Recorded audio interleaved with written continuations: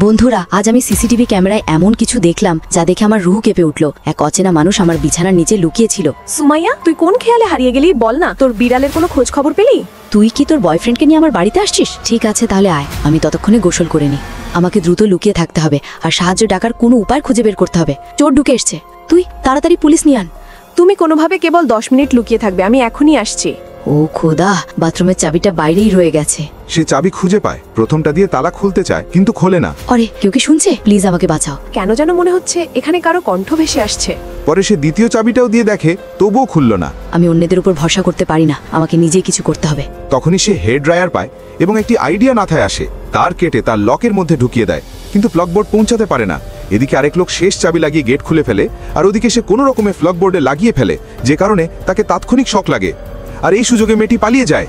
কিন্তু তখনই তুই কি ভেবেছিলি তুই কি আমার হাত থেকে এত সহজে বেঁচে যাবি? আমাকে ছেড়ে দাও, আমি তোমার কি করেছি? সুমাইয়া, তুমি কি বাড়িতে আছো? তোমার ঘর থেকে চিৎকারের আওয়াজ আসছে, কোনো কিছু হয়েছে নাকি? আমি কি পুলিশ ডাকবো? চুপচাপ যা বলছি তাই কর, না ছাড়া তোর। আহা, তুমি তো ঠিকঠাক আছো, তাহলে বাঁচাও বাঁচাও, তুমি কেন চিৎকার করছিলে? কিছুই না, আমি তোমার বয়ফ্রেন্ডের সঙ্গে খেলছিলাম। ওহ, কিন্তু ও তো গতকাল আমেরিকায় জরুরি কাজে চলে গিয়েছে। আরে পাগলি, এটা আমার দ্বিতীয় বয়ফ্রেন্ড। কি? তুই তো দেখছি 5G'র চেয়ে বেশি ফাস্ট। সেই ইশারায় তাকে সাহায্য করার জন্য ডাকে। না না, আমি তোমাদের দুজনের মাঝে এসে তোমাদের মজা নষ্ট করব কি করে? তাই তোমরা দুইজন গিয়ে মজা করো, তাহলে আমি চললাম।